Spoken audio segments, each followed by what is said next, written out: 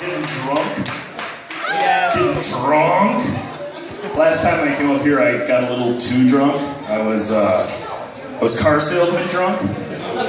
You guys know car salesman drunk at all? Car salesman drunk is where you're so drunk that everyone in your neighborhood thinks you have a Buick for sale. You're just out there.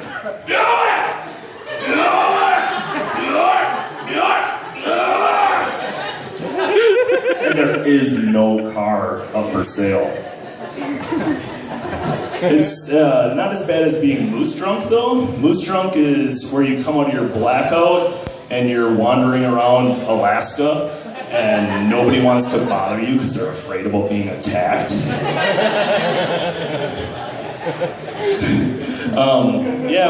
My buddies, they tell me that, doing comedy takes a lot of balls, like you gotta be really confident. But my one buddy who told me that has a wife and kids, and that's way more pressure. Because if I decide I don't want to do comedy tomorrow, the only one who's going to be disappointed is me. If he decides he doesn't want to be a parent tomorrow, you're going to find out due to an Amber Alert. Amber Alert. So if you're ever feeling down and out, and you don't really know, how to cheer yourself up, just go to a laundromat on a Tuesday afternoon, because that place is full of people who have way bigger problems than you do. Like last week, I was doing my laundry, and I'm sitting there and I'm watching this older middle-aged lady come in, and she's white hair, describing where she is and trying to describe the new laundromat in Chippewa Falls, and she's pointing out all the locations as she's talking on the phone, and she's like, "Oh yeah, you're northwest of the courthouse by like 3 blocks, and then you're da-da-da-da-da." And she's pointing all these locations out, and I'm just sitting there like, I'm here, and I know what you're talking about, but they don't have a clue. Like, that's not translating over the phone at all. And then I see this big alpha male guy. He comes into the laundromat. You know the alpha male? Like, he comes in with his black t-shirt so tight that you can read the braille printed on his areola. Like, he comes in there just rocking the place like he's in charge. Every time he comes around the corner, he's making eye contact with me. And he's staring me down as he walks around the corner. And so I'm sitting there. I'm not an alpha male, by the way, in case you couldn't figure that out. So every time I interact with one of these alpha males, I gotta, try to figure out how I can mess with them a little bit. So he comes around the corner, and I wink, and I blow him a little kiss. Didn't work out the way I was hoping. I'm meeting him for a drink at Clancy's when we're done with this. So you ever drive by like a porno place, like Pure Pleasures, and you recognize somebody's car, but you're afraid to ask them if they were there or not?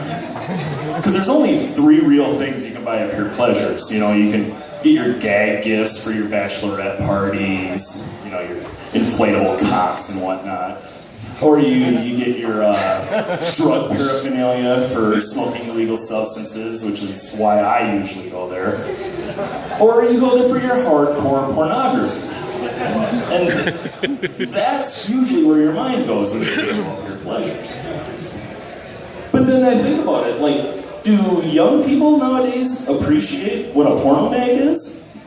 Like, you have the internet now. You can pull your phone out and look at Facebook, and somebody's tagged to some hardcore porn that shouldn't be on Facebook, but it's there. So, like, do the kids nowadays appreciate what it's like to have paper cuts on your hands to go along with the bruises on your genitals? I don't understand if that's even a thing anymore. Like, when I was a kid, you'd go out in the woods and you'd discover this box of porn.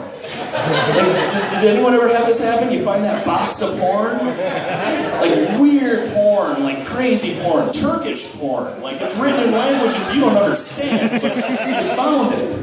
And so like you and your 12-year-old buddies, you take this treasure chest back and you loot it out like a bunch of prepubescent pervert pirates.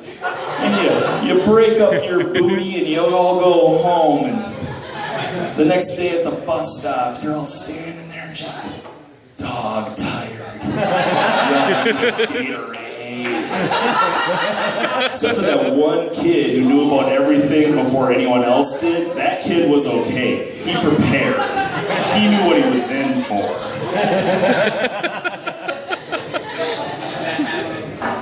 Yeah. So there's three things I'll probably never understand. It's Sudoku, women, and the Dave Matthews Band. Like, you ever have this buddy who's got to teach you about music? Like, you don't understand why the Dave Matthews Band is awesome? Like, oh, there's so many good instruments in there. Like, they all know what they're doing. But it doesn't sound that good. and I don't know, like, for some reason, everything about Dave Matthews has always seemed a little bit rapey to me. Like, a lot of his lyrics are kind of creepy, and like it's always like, open up your mouth and take it down, pretty baby. It's just, like, my one buddy, he always tries to get me to listen to it, and one night, drunk at the bar, like, I ended up tapping my fingers along to it, and now he calls me the closet Dave Matthews fan, and he has to play it all the time and be like, you listen to this song and you tap your finger one time. And I'm a hair metal guy, it just doesn't do it for me. Like, I'm really into hair metal. It doesn't do a thing for me with girls my own age, but god damn if it doesn't do some work with the MILFs. Thanks, guys. Woo!